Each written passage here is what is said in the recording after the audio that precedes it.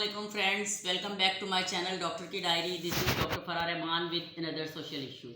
आज का social issue child labour के बारे में है। फिर से एक खबर है।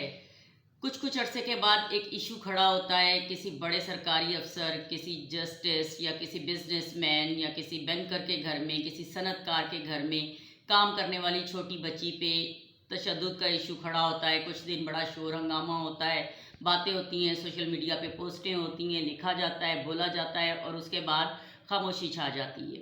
खामोशी छा जाने के एक बड़ी वजह ये भी होती है कि दोनों फैमिलीज़ का, दोनों पार्टीज़ का आपस में पैचअप हो चुका होता है और फिर इस तरह की खबरें आती हैं कि बच्ची के पेरेंट्स ने पैसे लिए और पैसे लेके सुलह सफाई कर ली। ये सोशल इशू जब भी माशरे में उठता है, पहला क्वेश्चन ये उठता है कि क्या वो औरत मुजरिम है जिसने उस छोटी बच्ची पर तशद्दुद किया, या उस औरत से बड़ी मुजरिम वो औरत है जिसने बच्ची पैदा करके किसी और के हवाले कर दी।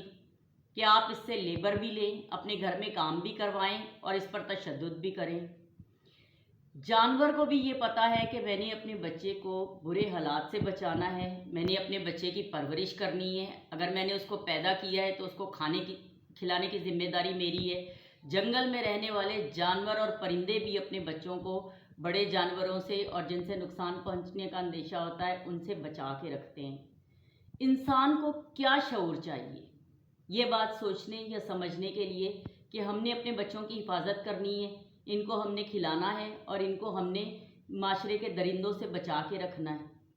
जब भी ये बात होती है तो कहा जाता है कि जी तालीम की कमी है, इन लोगों को शऊर नहीं है। ये शऊर क्या जानवरों से भी बदतर लोग हैं जिनको इतना शऊर नहीं है।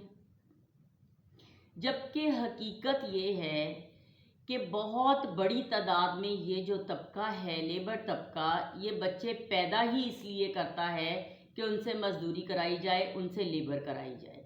वरना क्या लॉजिक है कि एक बच्चा आपने पैदा किया और आपके पास उसकी रोटी पूरी करने के लिए, उसकी ज़रूरतें पूरी करने के लिए रिसोर्सेज नहीं है और आप अगले साल दूसरा कर लो, तीसरा कर लो, 8वां बच्चा पैदा कर लो और फिर भी आप ये कहते जाओ कि जी हम इनको खिलाने के काबिल नहीं हैं, हमारे पास पैसे नहीं हैं, हम इनको खिला नहीं सकते, हमारी मजबूरी है कि इनको हमने लोगों के घरों में लेबर के लिए छोड़ना होता है। आप लाहौर शहर के किसी सिग्नल पे रुक जाएं, औरतें, छोटे छोटे शीर ख्वार बच्चे, 2-2, 3-3 महीने के बच्चे कंधों से लगा के खड़ी होती हैं, मांगने वाली औरतें। एक बात तो ये जो मेरे लिए हमेशा बड़ी हैरत अंगेज़ होती है, आपने कभी सिग्नल पे खड़ी किसी मांगती औरत का बच्चा रोते हुए नहीं देखा होगा।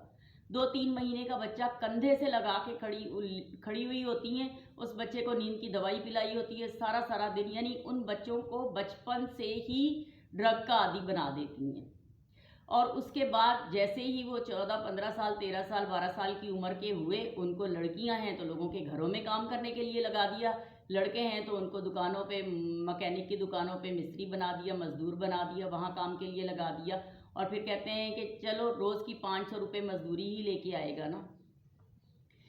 इस सारे किस्से में सबसे पहले मुजरिम वो माँ बाप हैं जो बगैर रिसोर्सेज के बच्चे पैदा करते जाते हैं और फिर बच्चे पैदा करके दूसरों के रहमो करम पे छोड़ देते हैं। आपने जब भी हमदर्दी दिखानी है तो पहले उनसे ये सवाल ज़रूर करना है कि अगर आपके पास रिसोर्सेज नहीं थे तो आपने दूसरे के बाद तीसरा, चौथा और 5वां बच्चा क्यों पैदा किया। क्या खिलाना पिलाना माँ बाप की जिम्मेदारी है बच्चों को, या बच्चों की जिम्मेदारी है कि वो कमाएं और लेके जाके अपनी कमाई अपने माँ बाप को दें और अपने माँ बाप को खिलाएं पिलाएं। थोड़ा नहीं, मुकम्मल सोचिए। चैनल को लाइक करें, सब्सक्राइब करें और वीडियो को दोस्तों के साथ शेयर करें। Thank you.